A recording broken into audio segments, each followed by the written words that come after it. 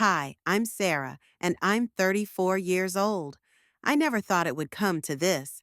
The message that shattered everything in my life came in the middle of my lunch break on a Tuesday that started like any other. I was sitting in my car in the parking lot of the office building where I work as an accountant, eating a sad turkey sandwich and scrolling through my emails when my phone buzzed. I saw my father's name flash on the screen, and for a split second, I felt that familiar knot in my stomach that always came when any family member contacted me.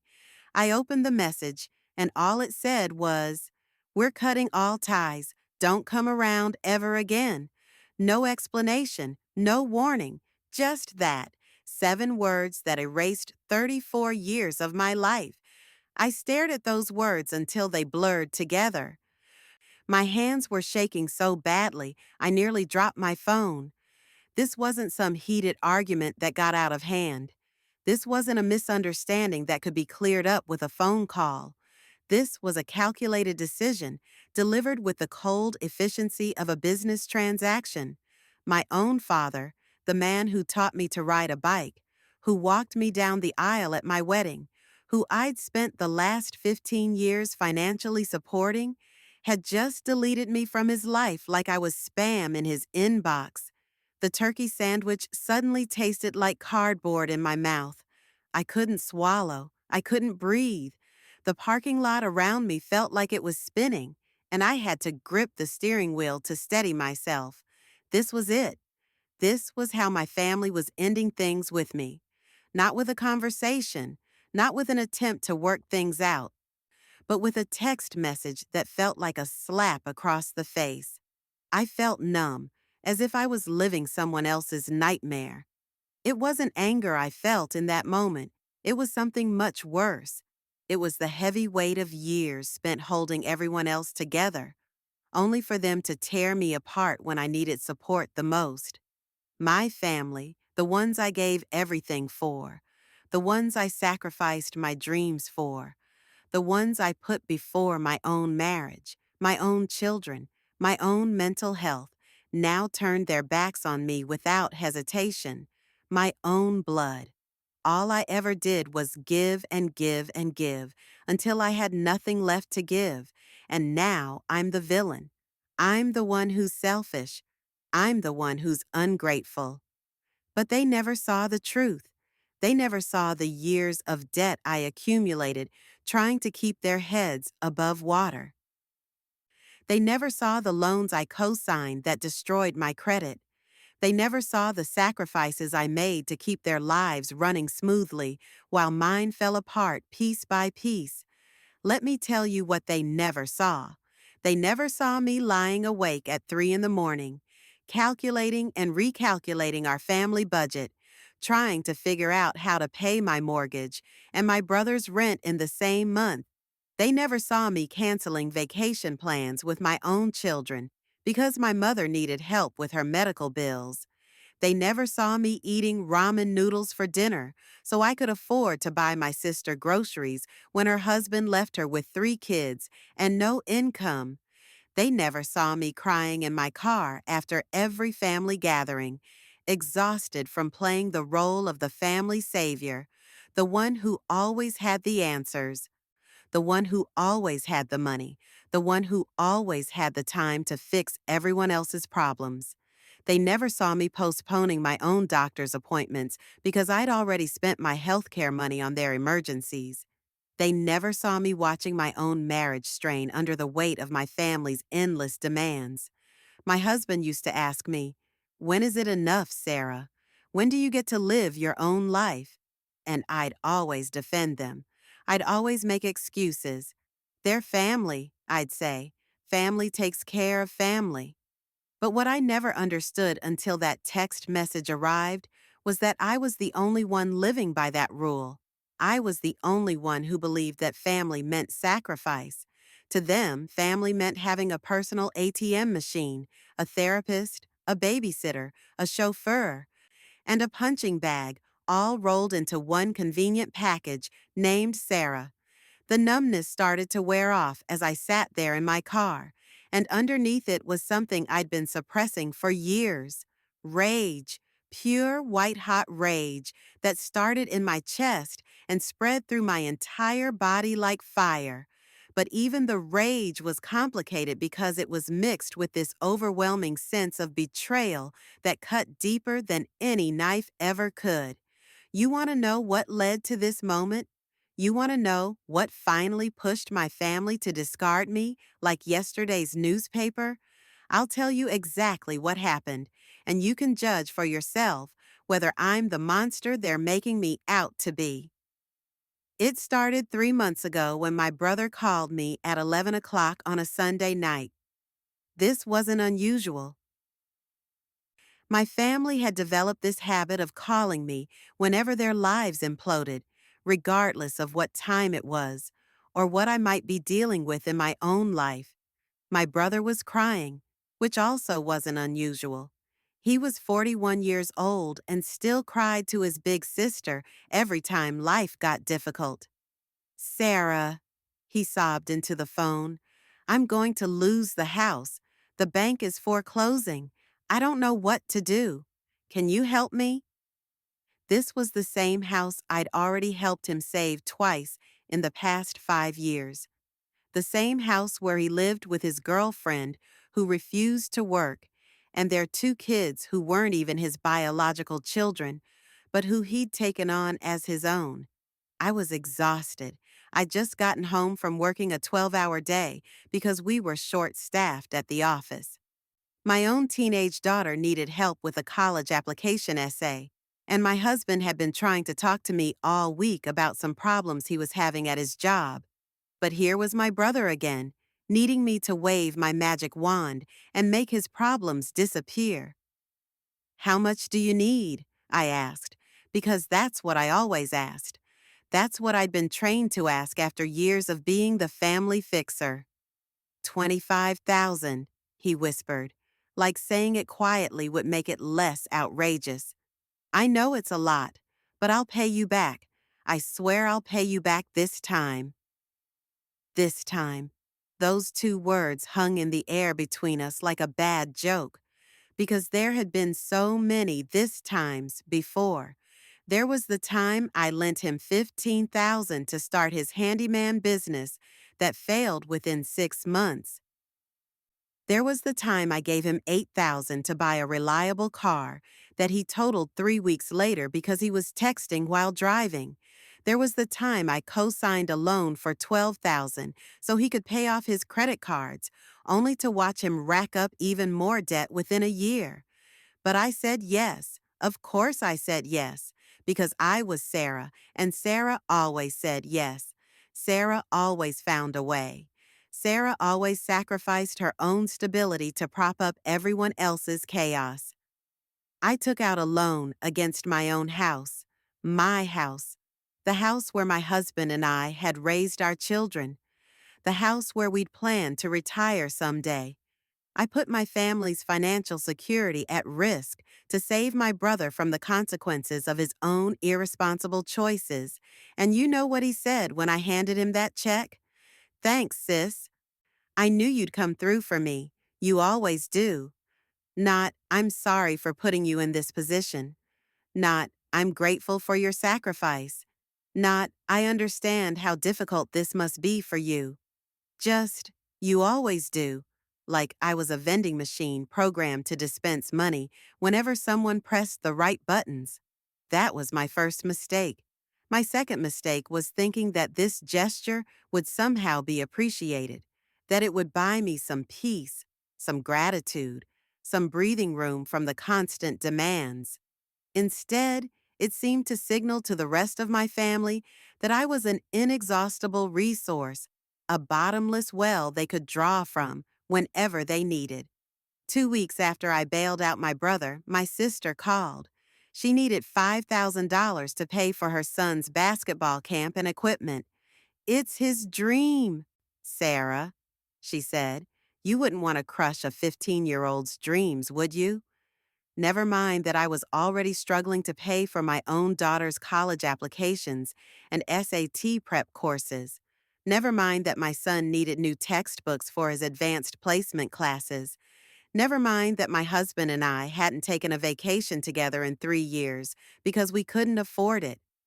I said yes to my sister, too, because saying no to family requests wasn't something I knew how to do. I'd been conditioned from childhood to be the responsible one, the reliable one, the one who always had her act together. My parents had praised me for being mature and dependable, while simultaneously creating a family dynamic where my siblings learned to rely on me for everything instead of developing their own coping skills. A month after my sister's request, my mother called with her own emergency. Her transmission had died, and she needed a new car. Not a used car from a reputable dealer. Not a modest, reliable vehicle that would get her from point A to point B.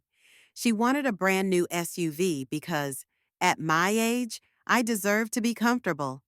The price tag? $38,000. I can't afford that, Mom, I said, and those words felt foreign coming out of my mouth because I'd never said them to a family member before. What do you mean you can't afford it? She asked, and I could hear the shock in her voice. You make good money. You're an accountant. You're good with money. Yes, I was good with money. That's exactly why I knew I couldn't afford to buy my mother a $38,000 car. I was good enough with money to understand that I'd already overextended myself helping my siblings. I was good enough with money to realize that my own financial stability was hanging by a thread. I just helped your son save his house, I explained, and I just paid for your grandson's basketball expenses. I'm tapped out right now. The silence on the other end of the phone was deafening. Then came the guilt trip that I should have seen coming, but somehow never did. Sarah, I'm your mother. I've sacrificed everything for you children.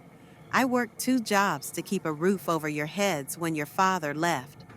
I went without so you could have what you needed. And now, when I need help, you're going to abandon me? What kind of daughter abandons her mother? The manipulation was so familiar, so well practiced, that for a moment I almost caved. Almost. But something inside me had shifted during that conversation with my brother. Maybe it was the casual way he'd assumed I would rescue him. Maybe it was the growing realization that my own family was drowning while I kept throwing life preservers to everyone else. Maybe it was the look on my husband's face when I told him about the loan I'd taken against our house. I'm not abandoning you, Mom, I said, trying to keep my voice steady. I'm just saying I can't buy you a new car right now. Maybe we can look at some used options, or maybe one of the others can help. The others? She laughed bitterly. Your brother can barely keep his own lights on, and your sister's husband just got laid off. You're the only one who has any money, Sarah. You're the only one who can help me. And there it was, the truth I'd been avoiding for years. I wasn't the daughter in this family. I was the bank. I wasn't the sister. I was the emergency fund. I wasn't the family member who deserved love and support. I was the resource to be tapped whenever anyone else's poor planning caught up with them. I can't do it this time, Mom, I said, and the words felt like they were tearing something inside my chest. I'm sorry, but I just can't. She hung up on me. My own mother hung up on me because I couldn't buy her a car.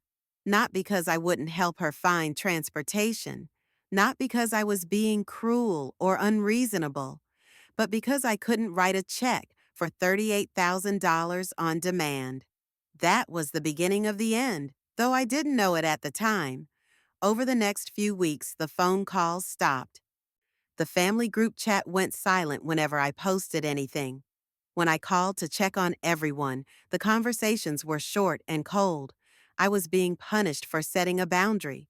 I was being frozen out for saying no. The final straw came 6 weeks later when my nephew graduated from high school. It was my sister's oldest son, the same kid whose basketball dreams I'd helped fund just a few months earlier. The graduation party was at my parents' house, and I arrived with a gift and a card, expecting to celebrate this milestone with my family. The atmosphere was arctic. My brother barely acknowledged me. My sister gave me a fake smile and then immediately turned to talk to someone else. My mother hugged me, but it was one of those stiff, obligatory hugs that somehow feels worse than no hug at all. I tried to participate in the conversations, but I kept getting the sense that I was interrupting something. People would stop talking when I approached, or they'd give me those polite but distant smiles that you reserve for acquaintances you don't particularly like. It was my father who finally pulled me aside and delivered the blow that I should have seen coming. "Sarah," he said, his voice carefully neutral, "we need to talk."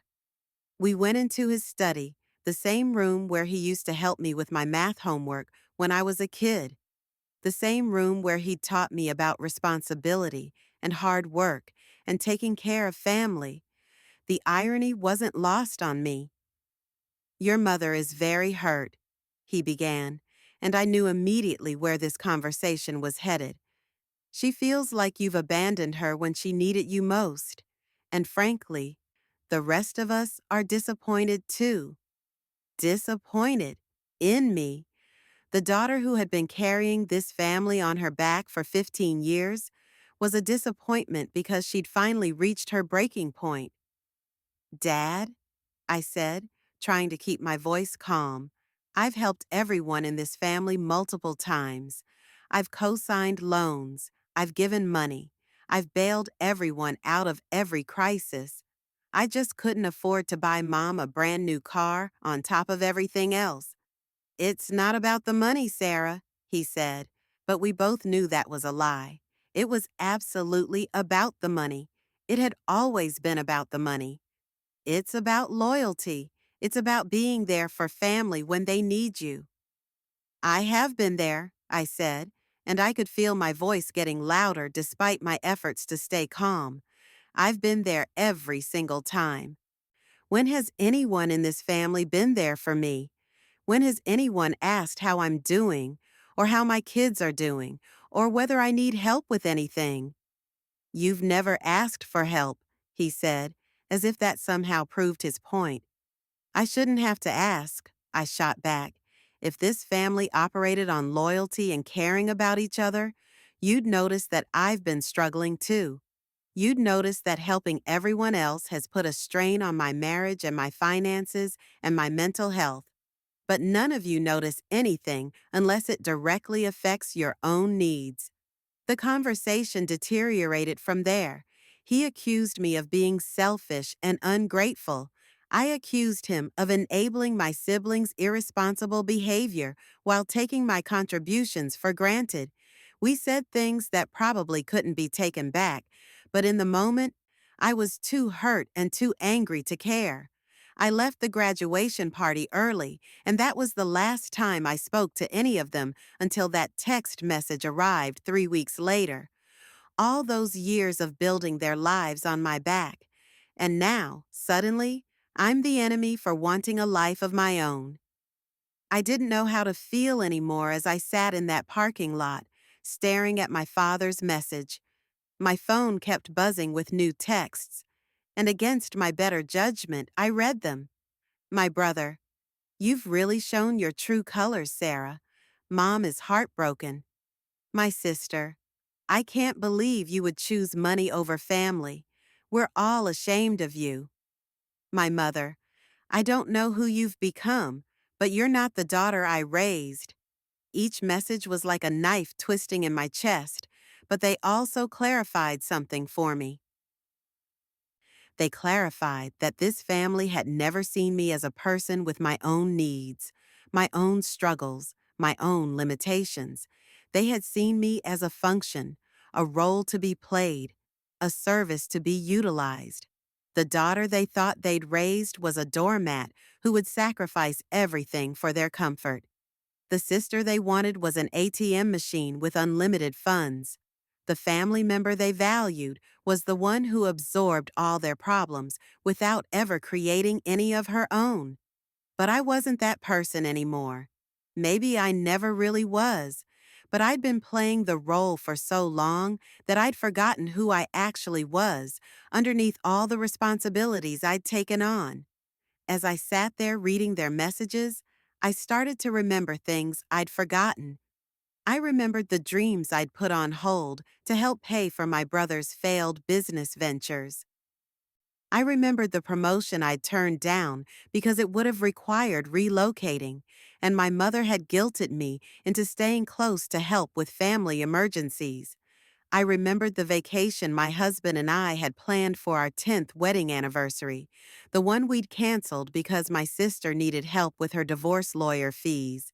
I remembered my daughter's disappointed face when I had to miss her school play because my brother needed me to co-sign that car loan at the bank. I remembered all the times I'd put my own family second because my birth family had trained me to believe that their needs always came first. All the times I'd shortchanged my own children and my own marriage because I was too busy being the responsible one for everyone else.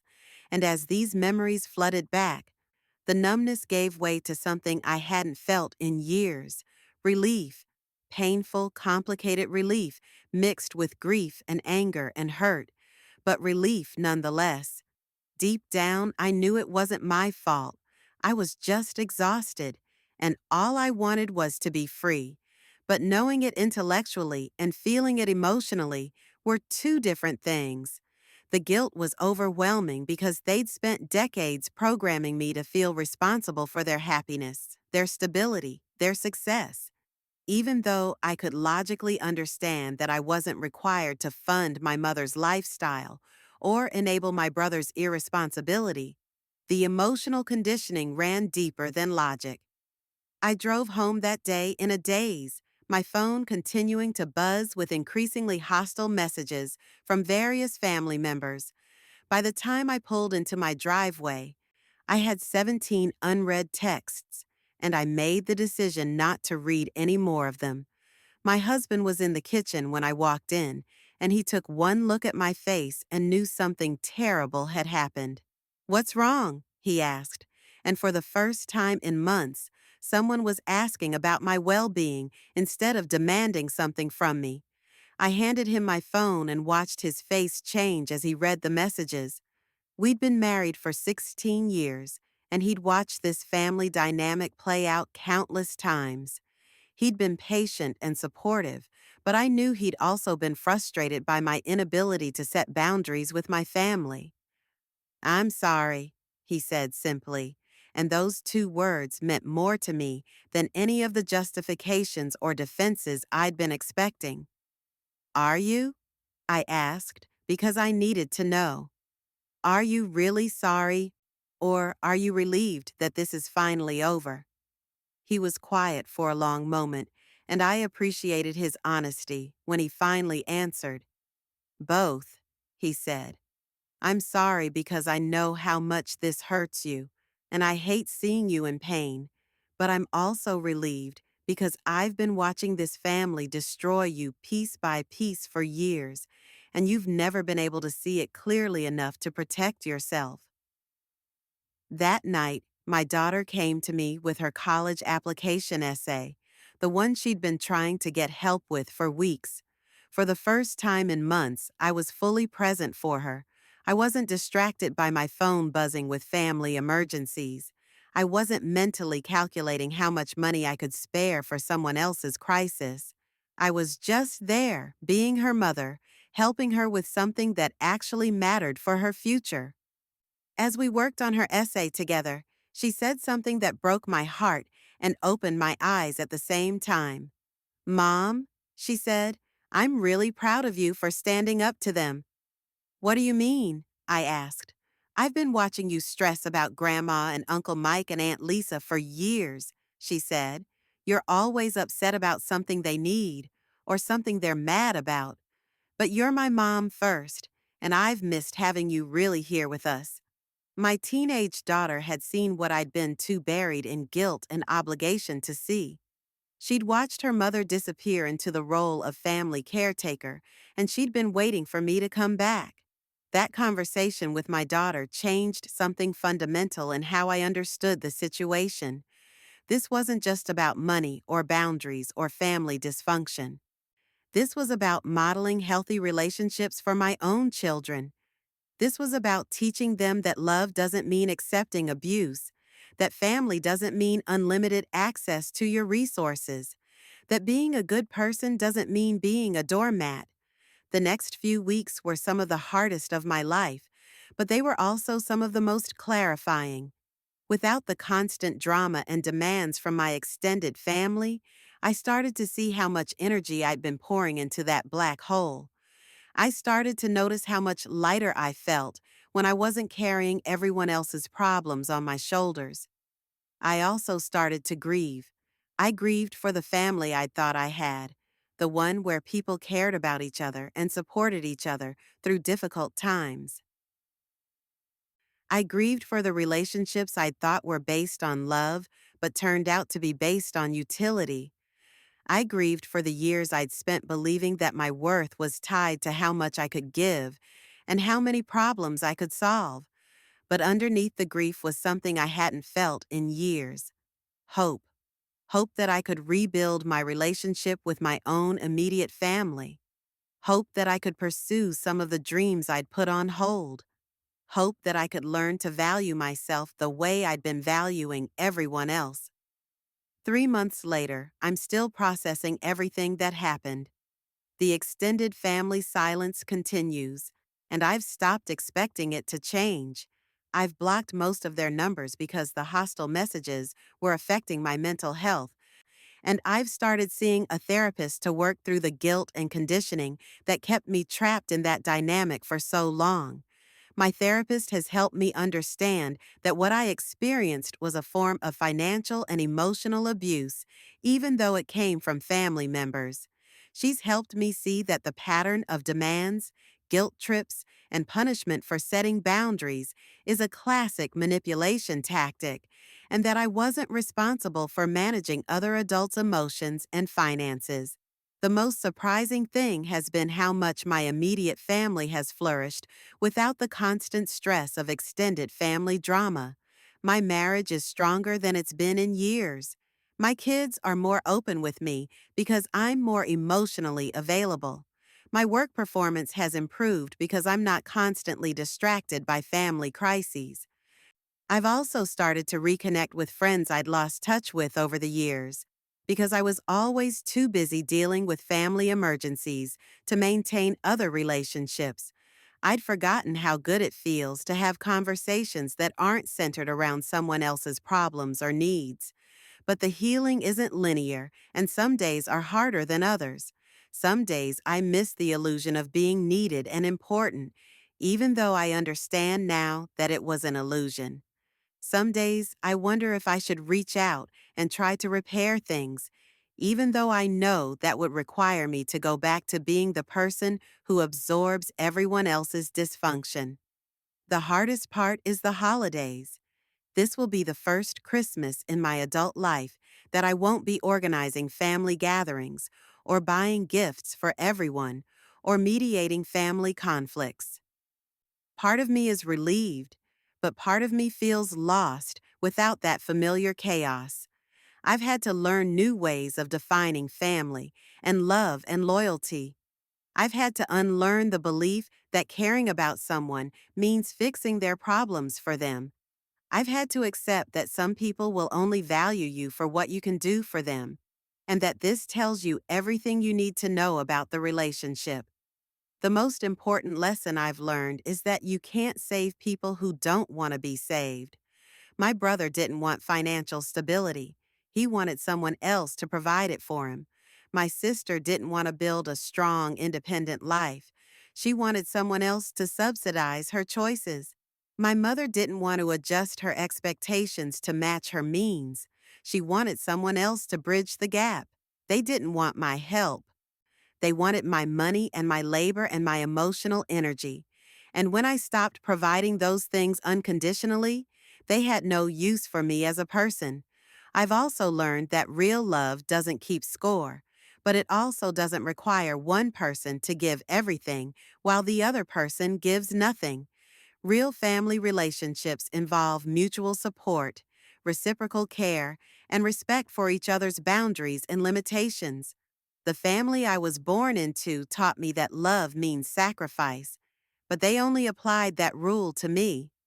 Love meant I should sacrifice my financial security, my mental health, my marriage, and my relationship with my own children to keep them comfortable.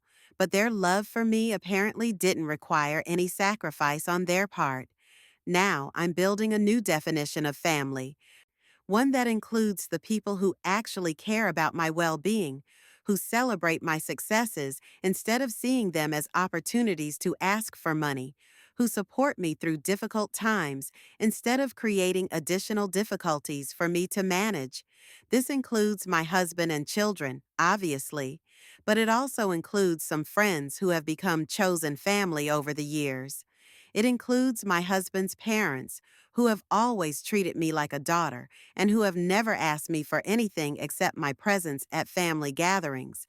It includes coworkers who have become genuine friends, people who see me as a whole person rather than just a source of solutions to their problems.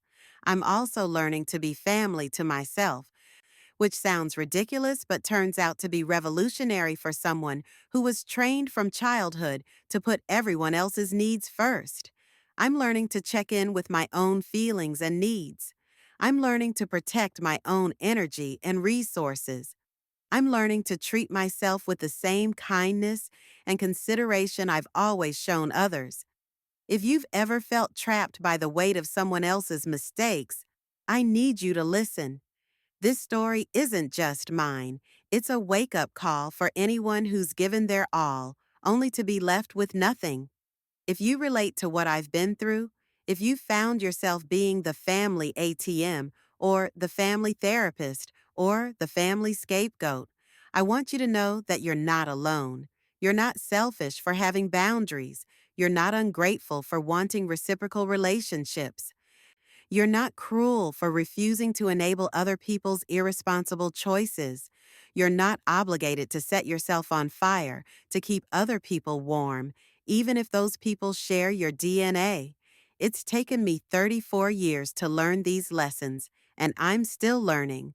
But I wish someone had told me earlier that love without respect is not really love.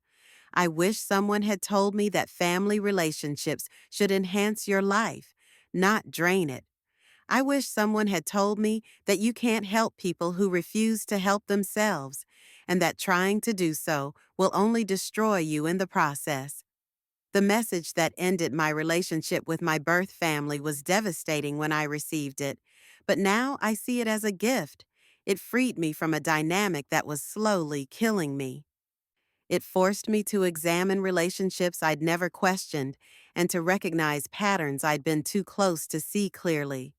I'm not grateful for the pain and the betrayal and the cruelty of how it ended, but I am grateful to be free from the exhausting role of being everyone else's solution while my own life fell apart. I'm grateful to have learned these lessons while I still have time to build healthier relationships with the people who actually matter. If you're watching this and thinking about your own family dynamics, I want you to ask yourself some hard questions. Are your family relationships reciprocal, or are you always the one giving? Do your family members care about your well-being, or do they only contact you when they need something? Do they respect your boundaries, or do they punish you for having any?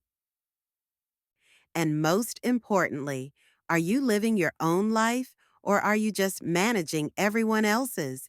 Because if it's the latter, you're not helping them and you're definitely not helping yourself. You're just postponing the inevitable moment when you'll have to choose between their comfort and your survival. I chose my survival, and it was the hardest and best decision I've ever made. 3 months later, I'm still standing, still breathing, still moving forward. My immediate family is stronger. My mental health is improving. My financial situation is stabilizing. My future is my own again. The people who truly love you will respect your boundaries and support your growth. The people who don't will punish you for having any needs or limitations of your own. And that punishment, painful as it is, tells you everything you need to know about what those relationships were really worth. Let's talk about how we can break free from the ties that bind us and finally live for ourselves. Because life is too short to spend it propping up people who would rather tear you down than stand on their own. And you deserve so much better than being valued only for what you can provide instead of who you are.